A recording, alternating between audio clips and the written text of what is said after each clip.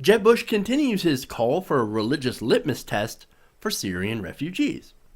Now, on Tuesday, Florida Governor Jeb Bush told a New Hampshire radio host that he believes that the quickest way to separate Christian refugees from the Islamic ones would be to ask them their names and to have a look at their birth certificates.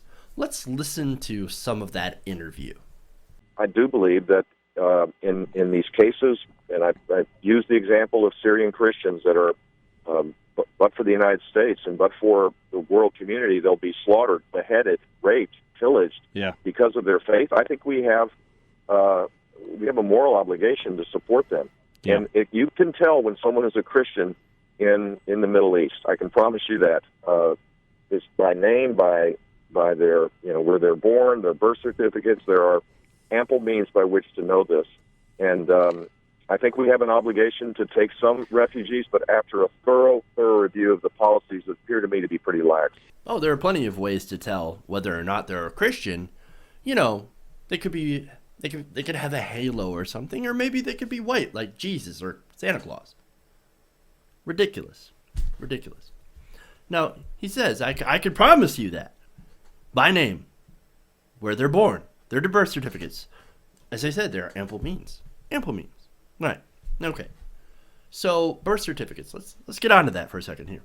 So, refugees that are having their homes destroyed by either a brutal dictator, Assad, or ISIS, well, they're going to make sure that they grab all their paperwork in order to, get into America when they flee. Now, that makes a lot of sense. Hold on, guys. Hold on. I got to get my paperwork for America. Ridiculous.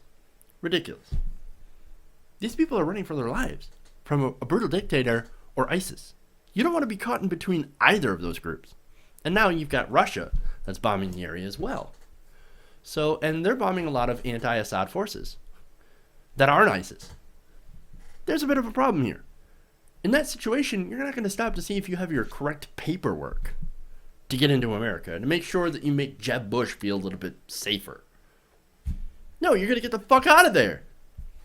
I know I would. And besides, look, they hardly have enough time to take personal effects. Clothes, food. Seems pretty limited to what you can shove into your suitcase on a moment's notice. So, as I said, they got to get the fuck out of there. But anyway, you can also forge a birth certificate. Right? You could do that just like a passport. Now, that passport that they found of the person who supposedly embedded themselves with the Syrian refugees, well, that might have actually been planted. And there's some evidence to suggest that ISIS planted that in order to get us to be afraid of Syrian refugees, which is a smart tactical move, in my opinion. But anyway, so you could forge documents, like the birth certificate. I mean, isn't that what some Republicans, including Donald Trump, for example, have accused Obama of doing? Where's your birth certificate? Where's your real one? I want to see your long form. Papers, please. Papers. Does anybody remember those private investigators that were supposed to have found this bombshell, this birth certificate that Obama supposedly doesn't have or whatever? Anybody remember that? I do. Anyway, so the point is, all that stuff, yes, it can be faked, right? We do know that. However, when it comes to the refugees, it's not exactly as likely, given what refugees actually have to go through in order to even get to American soil. It's not practical. Remember, you have to wait in a refugee camp for at least 1.5 years. During all of this vetting, Jeb Bush says the vetting process is weak. I can guarantee you that it's not. Guaranteed. There's constant interviews, constant background checks, constant waiting, interviews. Look, if something doesn't hold up to scrutiny, in all of that time, they're going to find it. We have an incredibly strong vetting process. Which leads me to the conclusion. This isn't about protecting Christians, right? Now, I agree with him that we should totally take in Christians. We should take them in too, alongside with the Muslims. Anybody who's a refugee from that area. we should take in. We should not have a religious litmus test for who we bring into the country. That's not what America is founded on. And now he brought up a moral imperative for the nation. Taking in anybody who's fleeing a dangerous situation. That is our moral imperative. Not just to take in Christians. It's ridiculous. But see, Jeb and the other people in the GOP, they don't see it like that. They don't see that. They see Christians as the good guys. And only the Christians. And they see the Muslims, all the Muslims, as a threat. I'm not saying that all Muslims are not a threat. There are certainly ones that are definitely a threat.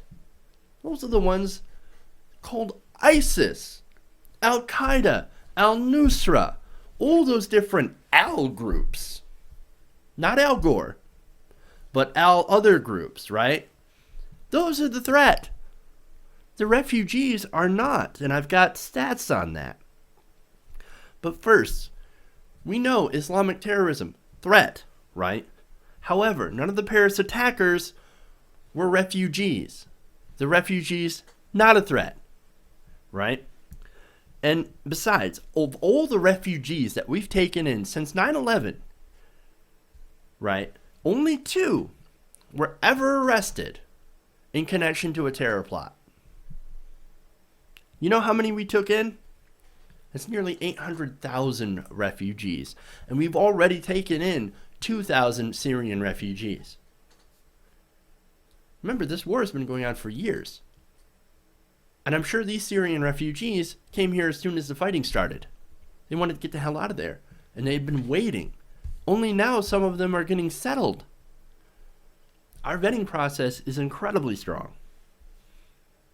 So yes, there are a lot of refugees coming into America that have came into America since 9/11.